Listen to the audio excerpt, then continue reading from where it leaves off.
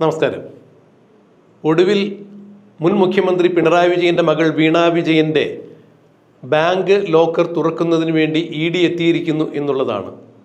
Thiruvananthapuram Ayurveda college ജംഗ്ഷനിലുള്ള HDFC ബാങ്കിൽ ഇന്ന് രാവിലെ 10:30 ED വീണ വിജയൻ്റെ പേരിലുള്ള ലോക്കർ തുറക്കുന്നതിന് വേണ്ടി എത്തിയത്. വീണ വിജയനും എത്തിയിട്ടുണ്ടായിരുന്നു. കഴിഞ്ഞ ദിവസമാണ് വീണ വിജയൻ കൊച്ചിയിലുള്ള ED ഓഫീസിൽ ചോദ്യം ചെയ്യുന്നതിന് വേണ്ടി എത്തിയത് എന്ന് പറയുമ്പോൾ വീണ വിജയനെ സംബന്ധിച്ചിടത്തോളം മെയ് 27 മുതൽ വീണ വിജയൻ്റെ കഷ്ടകാലം ആരംഭിക്കുന്നതായി തന്നെയാണ് മനസ്സിലാക്കാൻ കഴിയുന്നത്. കാരണം അന്നാണ് മുൻ മുഖ്യമന്ത്രിയും ഇപ്പോഴത്തെ പ്രതിപക്ഷ നേതാവുമായ പിണറായി വിജയൻ്റെ വീട്ടിൽ ED റെയ്ഡിന് വേണ്ടി എത്തുന്നത്. വെളുപ്പിന് 5 മണിക്ക് എത്തിയ ED ഏതാണ്ട് ഉച്ചയ്ക്ക് 3:30 പിണറായി വിജയൻ്റെ വീട്ടിൽ നിന്ന് മടങ്ങുന്നത് എന്ന് പറയുമ്പോൾ ദീർഘമായ 8 മണിക്കൂറാണ് അവിടെ റെയ്ഡ് നടന്നത്. അന്നും വീണ വിജയനെ ചോദ്യം ചെയ്തിട്ടുണ്ടായിരുന്നു. മാത്രമല്ല, അന്ന് ചോദ്യം ചെയ്തതിലൂടെ വീണ വിജയൻ്റെ മൊബൈൽ ഫോൺ പിടിച്ചെടുത്തു.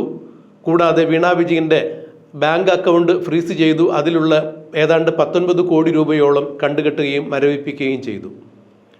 അതിനുശേഷമാണ് പിന്നീട് വീണ വിജയനെ കൊച്ചി ഓഫീസിലേക്ക് ചോദ്യം ചെയ്യുന്നതിന് വേണ്ടി ED സമൻസ് അയച്ചത്. എന്നാൽ കഴിഞ്ഞ ആഴ്ച ED ഓഫീസിൽ എത്താൻ പറഞ്ഞ് വീണയ്ക്ക് സമൻസ് അയച്ചപ്പോൾ തനിക്ക് ആരോഗ്യപരമായ ചില പ്രശ്നങ്ങളുണ്ട്, അതുകൊണ്ട് യാത്ര ചെയ്യാൻ പറ്റില്ല, പകരം തൻ്റെ അഭിഭാഷകനെ അയക്കാം, അല്ലെങ്കിൽ ചോദ്യങ്ങൾ എഴുതി നൽകിയാൽ ഉത്തരം നൽകാം എന്നൊക്കെ വീണ പറഞ്ഞെങ്കിലും അത് സാധ്യമല്ല. വീണ നേരിട്ട് തന്നെ ED ഓഫീസിൽ ചോദ്യം ചെയ്യലിന് വേണ്ടി എത്തിച്ചേരണം എന്നാണ് ED സമൻസിൽ പറഞ്ഞത്. അതുപ്രകാരം വീണ കഴിഞ്ഞ ദിവസം കൊച്ചിയിലെ ED ഓഫീസിൽ ചോദ്യം ചെയ്യുന്നതിന് വേണ്ടി എത്തിച്ചേരുകയായിരുന്നു. ദീർഘനേരം ചോദ്യം ചെയ്തു. അതായത് വീണ വിജയൻ 10:30 തന്നെയാണ് കഴിഞ്ഞ ദിവസം ED ഓഫീസിലെത്തിയത്. രാത്രി ഏതാണ്ട് 7:30-8 മണിയോടുകൂടിയാണ് വീണ വിജയനെ ചോദ്യം ചെയ്യൽ പൂർത്തിയാക്കി ED പറഞ്ഞയച്ചത്.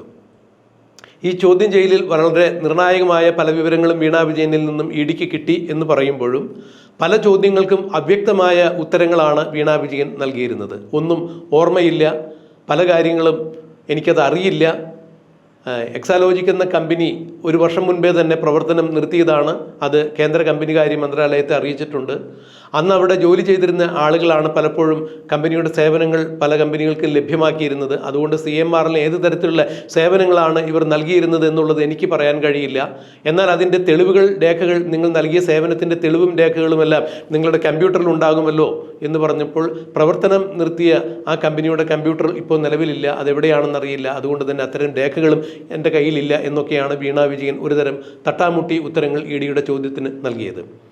എന്ത് തരത്തിലുള്ള സേവനമാണ് CMRL നൽകിയത് എന്നുള്ള ചോദ്യത്തിന് വീണ വിജയൻ പറഞ്ഞത് IT സംബന്ധമായ ചില ഉപദേശങ്ങളും നിർദ്ദേശങ്ങളുമാണ് നൽകിയത്. താൻ രൂപകൽപ്പന ചെയ്ത ഇമ്പാക്ട് എന്ന് പറയുന്ന ഒരു സോഫ്റ്റ്വെയറാണ് CMRLന് സേവനത്തിന് വേണ്ടി ഉപയോഗപ്പെടുത്തിയിരുന്നത്. താൻ മിക്കവാറും നേരിട്ട് തന്നെയാണ് അവർക്ക് ചില നിർദ്ദേശങ്ങൾ നൽകിയത്, കൺസൾട്ടേഷൻ നൽകിയിരുന്നത്. അതുകൊണ്ട് അതിനുവേണ്ടി പ്രത്യേക തെളിവുകളൊന്നും തൻ്റെ പക്കലില്ല എന്നൊക്കെയാണ് CMRLനോട് പറഞ്ഞത്. എന്നാൽ വീണ CMRLന് അയച്ച പേഴ്സണൽ ഇമെയിൽ IDയിൽ നിന്ന് അയച്ച ഏതാണ്ട് 93ഓളം ഇമെയിലുകൾ ED കണ്ടെത്തിയിട്ടുണ്ട്. അതെല്ലാം പണ ഇടപാടുകളുമായി ബന്ധപ്പെട്ടിട്ടുള്ളതായിരുന്നു. CMRL വീണയ്ക്ക് നൽകാനുള്ള പേയ്മെൻറ്റുകൾ ലഭ്യമാക്കുന്നതിന് വേണ്ടിയുള്ള, അല്ലെങ്കിൽ അത് സൂചിപ്പിച്ചുകൊണ്ടുള്ള ഇമെയിലുകളാണ് വീണ അയച്ചിരുന്നത് എന്നുള്ളത് ED കണ്ടെത്തിയിട്ടുണ്ട്.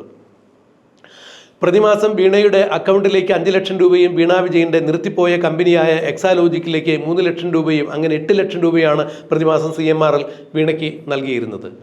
ഇങ്ങനെ 1,72 ലക്ഷം രൂപ അനധികൃതമായി യാതൊരു തരത്തിലുള്ള സേവനവും നൽകാതെ വീണ വിജയൻ CMRL നിന്നും കൈപ്പറ്റിയിട്ടുണ്ട് എന്നുള്ളതായിരുന്നു ആദായ നികുതി വകുപ്പിൻ്റെ ഇൻട്രീം സെറ്റിൽമെൻറ്റ് ബോർഡിൻ്റെ റിപ്പോർട്ടിൽ പറഞ്ഞിരുന്നത്. പിന്നീട് അതിന് GSTയും അതുപോലെ ആദായ നികുതിയും അടച്ച് വീണ വിജയൻ ആ കേസിൽ നിന്ന് തലയൂരി എന്നാണ് അറിയപ്പെട്ടിരുന്നതെങ്കിലും കള്ളപ്പണം വെളുപ്പിക്കൽ നിയമപ്രകാരമുള്ള ഇടപാടുകളാണ് നടന്നിരിക്കുന്നത്. അതുകൊണ്ടാണ് PMLA ആക്ട് പ്രകാരം ED ഈ കേസുമായി ബന്ധപ്പെട്ട് അന്വേഷണം നടത്തുന്നത്. അങ്ങനെയാണ് വീണയുടെ വീട്ടിൽ റെയ്ഡ് നടത്തുന്നതും പിന്നീട് കൊച്ചിയിൽ വിളിച്ചു വരുത്തി ചോദ്യം ചെയ്യുന്നതും. എന്നാൽ ഈ ചോദ്യം ചെയ്യലിൽ വീണ വിജയൻ സമ്പൂർണ്ണമായ രീതിയിൽ തന്നെ ഉത്തരങ്ങൾ നൽകിയിട്ടില്ല, അവ്യക്തമായ ഉത്തരങ്ങൾ നൽകിയതിനാൽ വീണ്ടും അവരെ ചോദ്യം ചെയ്യുന്നതിന് വേണ്ടി ED വിളിച്ചു വരുത്തും എന്നാണ് മനസ്സിലാക്കാൻ കഴിയുന്നത്. ഇപ്പോൾ വീണയുടെ തിരുവനന്തപുരത്തുള്ള ആയുർവേദ ജംഗ്ഷനിലുള്ള HDFC ബാങ്കിലെ ലോക്കർ തുറന്ന് പരിശോധിച്ചിരിക്കുന്നു. കൂടാതെ നേരത്തെ തന്നെ സീരിയസ് ഫ്രോഡ് ഇൻവെസ്റ്റിഗേഷൻ ഓഫീസ് ഈ വിഷയവുമായി ബന്ധപ്പെട്ട് വീണയെ ചോദ്യം ചെയ്തിട്ടുണ്ടായിരുന്നു. അങ്ങനെ വീണയെ ചോദ്യം ചെയ്തതിൽ നിന്നും അവർക്ക് കിട്ടിയ 134 തെളിവുകൾ തെളിവുകളും അനുബന്ധ രേഖകളും അടക്കമുള്ള ഏതാണ്ട് 54 വോള്യങ്ങളായിട്ടുള്ള ആ രേഖകളെല്ലാം തന്നെ ഇഡിക്ക് കൈമാറുവാൻ വേണ്ടി കൊച്ചിയിലെ PMLA കോടതി കഴിഞ്ഞ ആഴ്ച ഉത്തരവിട്ടിട്ടുണ്ടായിരുന്നു.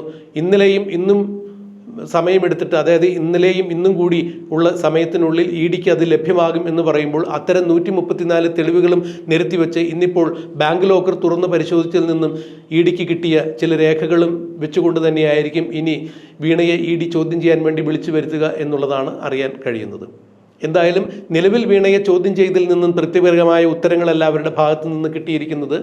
വീണയെ ചോദ്യം ചെയ്യുന്നതിന് മുമ്പായി കൊണ്ട് തന്നെ CMRLന്റെ ജോയിന്റ് MD ആയ ശശിധരൻ കർത്തയുടെ മകനായ ശരൺ കർത്തയെയും ശശിധരൻ കർത്തയുടെ മകൾ ഷിബി കർത്തയെയും ഭാര്യ ജയ കർത്തയെയുമെല്ലാം ഇഡി വിളിച്ചു വരുത്തി ചോദ്യം ചെയ്തിട്ടുണ്ടായിരുന്നു. ഇവരെ ചോദ്യം ചെയ്തപ്പോൾ ഇഡിക്ക് കിട്ടിയ മൊഴികളും വീണ വിജയനെ ചോദ്യം ചെയ്തപ്പോൾ വീണ പറഞ്ഞ ഉത്തരങ്ങളും തമ്മിൽ പൊരുത്തക്കേടുകളുണ്ടോ എന്നുള്ളത് പരിശോധിക്കും. വേണ്ടി വന്നാൽ കൂടിയിരുത്തി ചോദ്യം ചെയ്യും എന്നൊക്കെയാണ് നിയമവൃത്തങ്ങൾ സൂചിപ്പിക്കുന്നത്. എന്തായാലും വീണ വിജയനെ വീണ്ടും ഇഡി സമൻസ് അയച്ച് ചോദ്യം ചെയ്യുന്നതിന് വേണ്ടി വിളിച്ചു വരുത്തും എന്ന് പറയുമ്പോൾ വീണ വിജയൻ ഇഡിയുടെ റഡാറിൽ തന്നെയാണ് എന്നുള്ളത് മനസ്സിലാക്കാൻ സാധിക്കും. എന്നാൽ ഈ വിഷയത്തിൽ പിണറായി വിജയനും കുടുങ്ങും എന്ന് തന്നെയാണ് മനസ്സിലാക്കാൻ കഴിയുന്നത്. കാരണം വീണ വിജയന് CMRL യാതൊരു തരത്തിൽ സേവനം കൊടുക്കാതെ അവർ പണം നൽകിയിട്ടുണ്ടെങ്കിൽ അത് എന്തിനു വേണ്ടിയാണ് വീണയ്ക്ക് നൽകിയ പണം എന്ന് ചിന്തിക്കുമ്പോഴാണ് വീണ വിജയൻ്റെ അച്ഛനായ മുഖ്യമന്ത്രി പിണറായി വിജയൻ കരിമണൽ ഖനന കമ്പനിയായ CMRLന് അനധികൃതമായി വഴിവിട്ട ചില സഹായങ്ങൾ നൽകിയതിൻ്റെ പേരിലാണ്, പച്ചയ്ക്ക് പറഞ്ഞു കഴിഞ്ഞാൽ CMRL ഏതാണ്ട് 1600 കോടി രൂപയുടെ കരിമണൽ ലഭ്യമാക്കിയതിൻ്റെ പ്രത്യുപകാരമായി തന്നെയാണ് വീണയ്ക്ക് ഈ പണം നൽകിയത് എന്നാണ് ഇഡി കണ്ടെത്തിയിരിക്കുന്നത്. എന്നാൽ ഇത് മാത്രമല്ല, 1600 കോടി രൂപയുടെ ഏതാണ്ട് 10% കണക്കിലാക്കുമ്പോൾ 200 കോടി രൂപയോളം പിണറായി വിജയന് വേറെയും CMRL നിന്ന് കൊടുത്തിട്ടുണ്ട്. അത് അബുദാബി കൊമേഴ്സ്യൽ ബാങ്കിലാണ് നിക്ഷേപിച്ചിരിക്കുന്നത് എന്ന് Shone George serious fraud investigation ഓഫീസിന് മൊഴി കൊടുത്തിട്ടുണ്ടെന്ന് പറയുമ്പോൾ രാജ്യാന്തര കുറ്റകൃത്യങ്ങളിലേക്ക് കൂടി ഇത് നീണ്ടു ചെല്ലുന്നു. ഇന്ത്യൻ എംബസിയുടെ സഹായത്തോടുകൂടി, ഇന്ത്യൻ സർക്കാരിൻ്റെ സഹായത്തോടുകൂടി അബുദാബി നാഷണൽ ബാങ്കിലേക്കും ഈ അന്വേഷണം വ്യാപിപ്പിക്കും എന്നാണ് മനസ്സിലാക്കാൻ കഴിയുന്നത്. എന്നാൽ വീണ വിജയൻ്റെ അബുദാബി നാഷണൽ കൊമേഴ്സ്യൽ ബാങ്കിലുള്ള അക്കൗണ്ടുകളുടെ രേഖകൾ ബാങ്കിൻ്റെ വെബ്സൈറ്റിൽ നിന്ന് തന്നെ കാണാതെ പോയിരിക്കുന്നു, ഡിലീറ്റ് ചെയ്തിരിക്കുന്നു. ഒരു ആഗോള വ്യവസായിയാണ്, കേരളത്തിലെ ആഗോള വ്യവസായി എന്നറിയപ്പെടുന്ന ഒരു ഉന്നതനാണ് വീണ വിജയന് വേണ്ടി അത്തരം ചില നടപടിക്രമങ്ങൾ പൂർത്തിയാക്കാൻ ബാങ്കിനെ സമ്മർദ്ദത്തിലാക്കിയതെന്നൊക്കെ പറഞ്ഞു കേൾക്കുന്നു. അതിൻ്റെ വിശദാംശങ്ങൾ ലഭ്യമായിട്ടില്ല. എന്തായാലും വീണ വിജയന് കൂനിന്മേൽ കുരുക്ക് പോലെ ഇഡിയുടെ അന്വേഷണം നീങ്ങുന്നു എന്നാണ് മനസ്സിലാക്കാൻ കഴിയുന്നത്. കേവലം 1,72 ലക്ഷം രൂപയുടേതോ അല്ലെങ്കിൽ വീണ വിജയൻ 50 ലക്ഷം രൂപ 2 തവണയായി CMRLന്റെ അനുബന്ധ സ്ഥാപനമായ N-Power India Limited നിന്ന് കടം വാങ്ങിയതും കണക്കിലെടുക്കുമ്പോൾ 2,82 ലക്ഷം രൂപയുടെ കാര്യമൊന്നുമല്ല ഇവിടെ അന്വേഷിക്കപ്പെടുന്നത്. ശതകോടികളുടെ ഇടപാടുകളാണ് നടന്നിരിക്കുന്നത്. അതിൽ പിണറായി വിജയനും ഇഡിയുടെ റഡാറിലേക്ക് വരും എന്ന് തന്നെയാണ് മനസ്സിലാക്കുന്നത്. അങ്ങനെയെങ്കിൽ വീണയെ ചോദ്യം ചെയ്യുന്നത് പൂർത്തിയാക്കുമ്പോൾ തീർച്ചയായും വീണ വിജയൻ മാത്രമല്ല, പിണറായി വിജയൻ കൂടി ഇഡിയുടെ റഡാറിലേക്ക് വരും. പിണറായി വിജയനും കുടുങ്ങും എന്ന് തന്നെയാണ് നിയമവൃത്തങ്ങൾ സൂചിപ്പിക്കുന്നത്. എന്തായിരിക്കും ഇക്കാര്യത്തിൽ നടക്കുക എന്നുള്ളത് കണ്ടറിയേണ്ടിയിരിക്കുന്നു. എന്തായാലും വീണയുടെ HDFC ബാങ്കിലെ ലോക്കർ തുറന്ന് പരിശോധിച്ചിരിക്കുന്നു. വീണയെ വീണ്ടും ഇഡി ചോദ്യം ചെയ്യാൻ വേണ്ടി വിളിച്ചു വരുത്തും, സമൻസ് അയക്കും എന്നാണ് ഇപ്പോൾ പറയാൻ കഴിയുക. അതെന്നുണ്ടാവും എന്നുള്ളത് ഇപ്പോൾ നമുക്കറിയാൻ കഴിയില്ല. എന്തായാലും വൈകാതെ ഉണ്ടാകും എന്ന് തന്നെയാണ് നിയമവൃത്തങ്ങൾ സൂചിപ്പിക്കുന്നത്.